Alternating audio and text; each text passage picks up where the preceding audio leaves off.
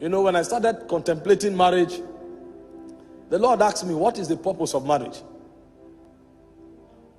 And the thoughts of the things that were taught began to run through my mind. You know, we hear things like, marry who you love. It's about happiness. Make sure you are happy. And all of these are very beautiful.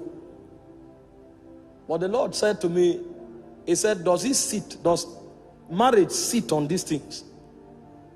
Because you can be happy with somebody that is not going in the direction of your destiny, if you have not found your destiny.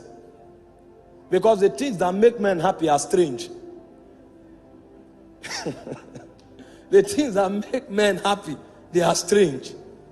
And God began to give me some secret things that I've never heard preached anywhere. You know, he told me the first purpose of marriage is to give you the privilege to be conformed to the image of God.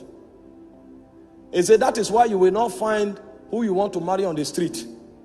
You will walk on that person. You will cultivate that person. And while you are cultivating that person, yourself will be cultivated in the process. So you may be looking for a woman that is patient. Meanwhile, her impatience is what will help you to learn temperance and endurance.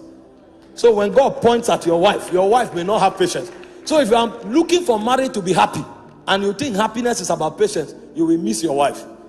Because the idea is that you'll be conformed to the image of Christ. Meanwhile, the endurance that you don't have is our patience that will teach you that endurance.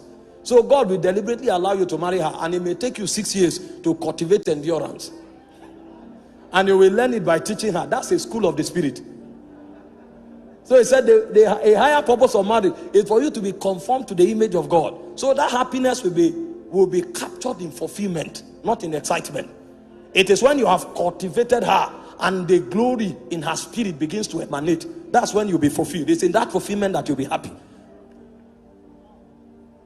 And I never saw it anywhere. So I began to, you know, I used to love tall and fair damsels. And my goal of happiness was to find a woman without blemish. When I went to pray, I gazed into the spirit and I contemplated a tall and elegant damsel, flawless in expression. He said, what I'm looking for is for you to be conformed to the image of God. So it changed my paradigm. So when the purpose of a thing is not known, the abuse is inevitable. He told me the second purpose of marriage is to preserve divine heritage. He said the reason you could trace Jesus back to Adam is because God trapped that divine order in a bloodline. So when men hide things, they hide them in a bank. But when God hides things, he hides it in men. So the choices of marriage is to help transfer eternal ordinations from one generation to another.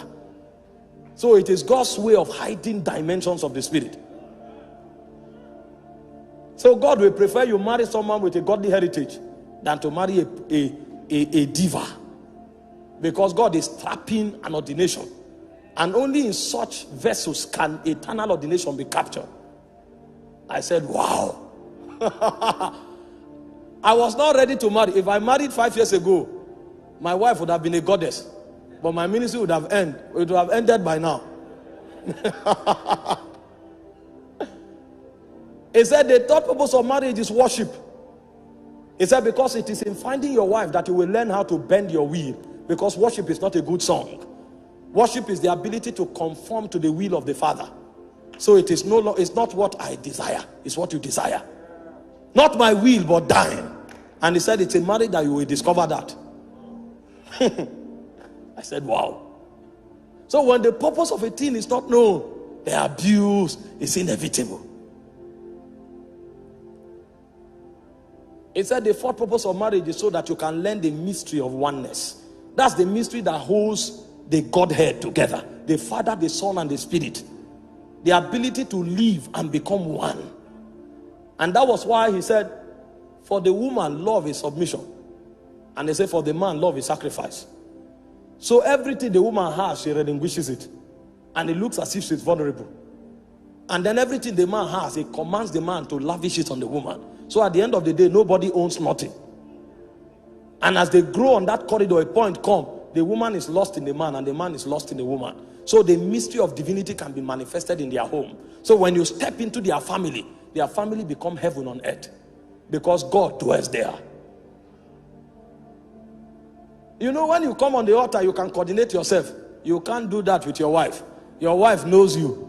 So when you are trying to act wise, they will say, this man is a hypocrite. I know. And when you look at the face of the woman, you can tell who that man is. When oneness is achieved, alignment is achieved. So that man, his communication frequency with his wife will become heightened. When he looks at that woman, he is saying much more than words can never articulate. That's a mystery. It's only in the Godhead that you find such mystery. That the Son can be on earth. He knows what the Father is doing in heaven. It's oneness. He said the fifth purpose is priesthood. He said, when the purpose of a thing is not known, abuse is inevitable.